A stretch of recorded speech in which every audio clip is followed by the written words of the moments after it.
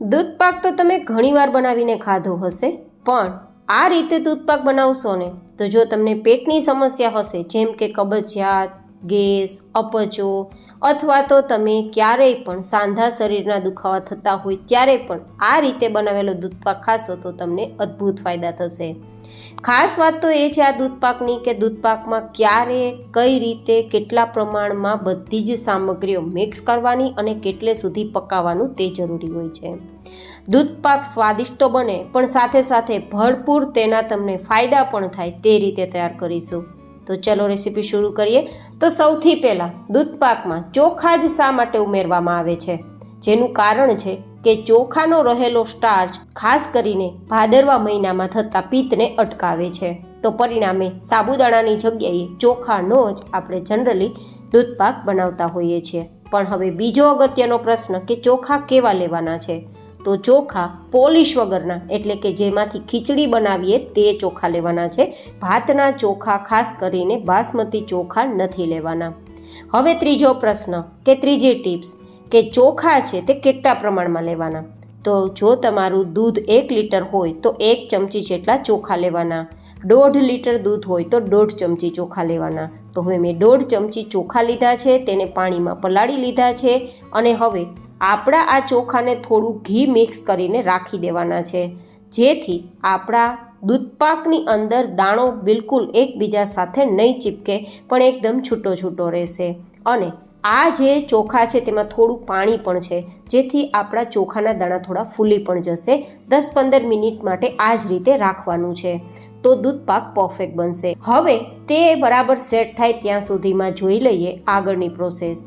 તો અહીંયા લગભગ 1/2 થી 1 ચમચી જેટલું ઘી ગરમ કરીશું અને ગરમ થયેલા ઘીમાં હું 1.5 લીટર જેટલું મલાઈ કાઢેલું દૂધ મિક્સ કરું છું. અહીંયા કોઈ ફૂલ ફેટ દૂધની જરૂર નથી, મેં મલાઈ કાઢેલા દૂધનો જ ઉપયોગ કર્યો છે.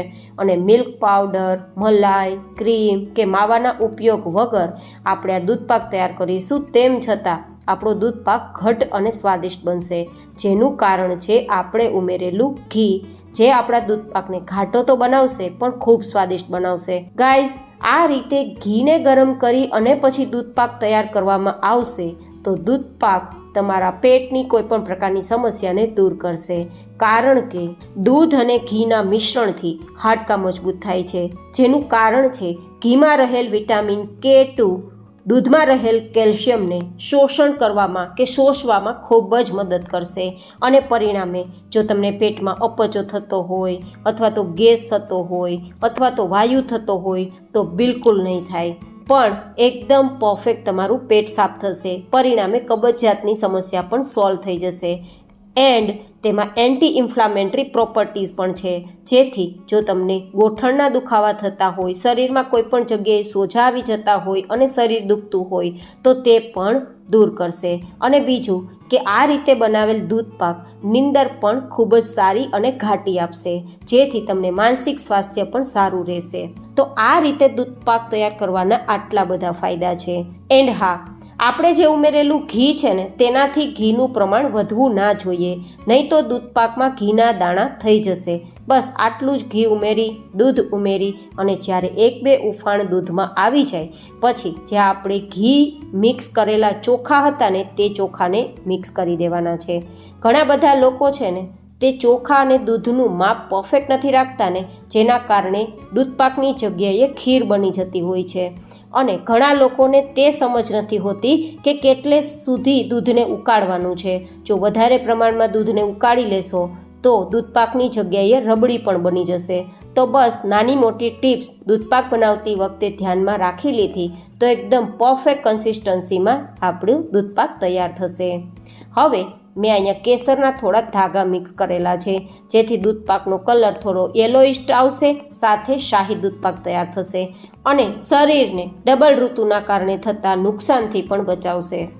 હવે અહીંયા મીઠાશ માટે હું માત્ર અડધા કપ જેટલી ખાંડ ઉમેરું છું. જો કે તમે મિશ્રી હોય તો મિશ્રી પણ લઈ શકો છો, પણ વધારે નથી ઉમેરવાની.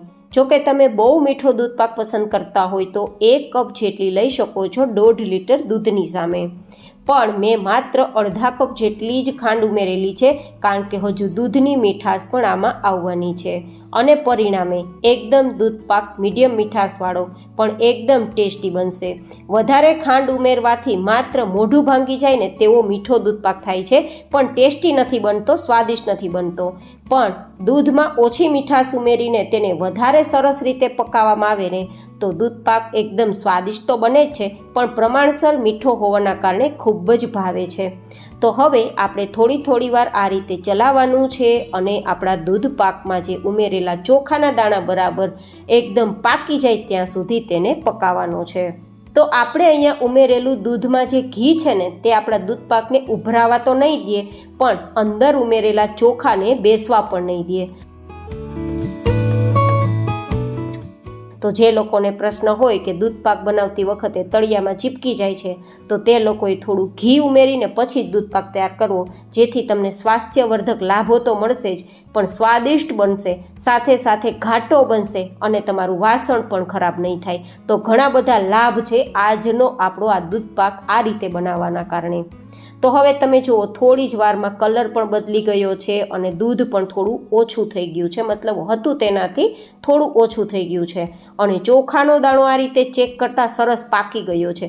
ચોખાનો દાણો દબાવતા મેશ થઈ જવો જોઈએ, એકદમ માવાની જેમ દબાઈ જવો જોઈએ, ત્યારે જ સમજવાનું કે દૂધ પાક તૈયાર થઈ ગયો છે. જો હવે વધારે તમે દૂધ પાકને ગેસ પર રાખીને પકાવશો ને તો રબડી બની જશે અથવા તો તે ખીર બની જશે. માત્ર ચોખાનો દાણો પાકી ગયો ત્યાં સુધીમાં આપણો દૂધ પાક તૈયાર થઈ જશે. અને દૂધ પાકની અંદર આપણે થોડી ચારોળી પણ મિક્સ કરીશું, કારણ કે દૂધ પાક ચારોળી વગર અધૂરો લાગે છે, કારણ કે ચારોળીને દૂધ પાકની જાન કહેવામાં આવે છે. હવે થોડી ઈચ્છા હોય તો ડ્રાય ફ્રૂટ્સ એડ કરી શકાય, જો કે ગાર્નિશિંગ માટે મેં થોડા યુઝ કર્યા છે તમને બતાવવા માટે. પણ ટ્રેડિશનલી જે દૂધ પાક બને છે ને તેમાં કોઈ પણ પ્રકારના ડ્રાય ફ્રૂટ્સ નથી ઉમેરવામાં આવતા, જેનું કારણ છે કે ડ્રાય ફ્રૂટ્સની અંદર રહેલું થોડું તેલ છે તે દૂધની સાથે મિક્સ કરવાથી આપને થોડો ટેસ્ટ અલગ આવી શકે છે. પણ મેં બધા જ ડ્રાય ફ્રૂટ્સને પલાળીને પછી તેને મેં આ રીતે ઉમેરેલા છે. તો આ રીતે પલાળીને તેની સ્લાઇસ કરીને પછી જો ડ્રાય ફ્રૂટ્સને આ રીતે દૂધ પાકમાં ઉમેરવામાં આવશે ને તો તેનો સ્વાદ નહીં બદલે, પણ સ્વાદ વધારે સ્વાદિષ્ટ બનશે. અને તે જે ડ્રાય ફ્રૂટ્સને ઉમેરવાના કારણે જે ડ્રાય ફ્રૂટ્સમાં રહેલું તેલ છે તે દૂધ સાથે મિક્સ કરવાથી આમ તો નુકસાન થતું હોય છે, પણ પલાળીને પછી ડ્રાય ફ્રૂટ્સ દૂધમાં ઉમેરશો ને તો નુકસાન થવાની જગ્યાએ ફાયદા થશે. તો દૂધ પાક બનાવતી વખતે આ નાની મોટી ટિપ્સ જો ધ્યાનમાં રાખશો ને તો તમને સ્વાદિષ્ટ દૂધ પાક તો ખાવા મળશે જ, પણ સાથે સાથે તેના હેલ્થ બેનિફિટ્સ તમને ભરપૂર મળવાના છે. તો હવે આ રીતે બધું જ સરસ વર્ણન કરતાં આપણો દૂધ પાક તૈયાર થઈ ગયો છે. તો તેને નીચે લઈને બરાબર ઠંડો કરી લેશું, કારણ કે જેમ જેમ ઠંડો થશે તેમ હજુ એક ઘટ થશે. તો કેવો લાગ્યો તમને આ જે ટિપ્સ, ટ્રિક્સ અને એકદમ હેલ્થ બેનિફિટ સાથે તૈયાર કરેલો દૂધ પાકની રેસીપી મને કોમેન્ટમાં જરૂર બતાવજો. તમે દૂધ પાકની કન્સિસ્ટન્સી જોઈ છે કે ન વધારે ઘટ છે ન વધારે પાતળો છે, મતલબ કન્સિસ્ટન્સી એવી છે કે ખીર કે રબડી જેવી નહીં, પણ દૂધ જેવી પાતળી પણ નહીં. આ રીતે એકદમ પરફેક્ટ દૂધ પાકની રેસીપી મેં શેર કરી છે. તમને મારી રેસીપી પસંદ આવે તો ડિમ્પલ્સ ડિશિસ ચેનલને સબસ્ક્રાઈબ કરી વિડીયોને લાઇક જરૂરથી કરજો. ફરી મળીશું એક નવી જ રેસીપી સાથે. ત્યાં સુધી stay healthy and stay happy.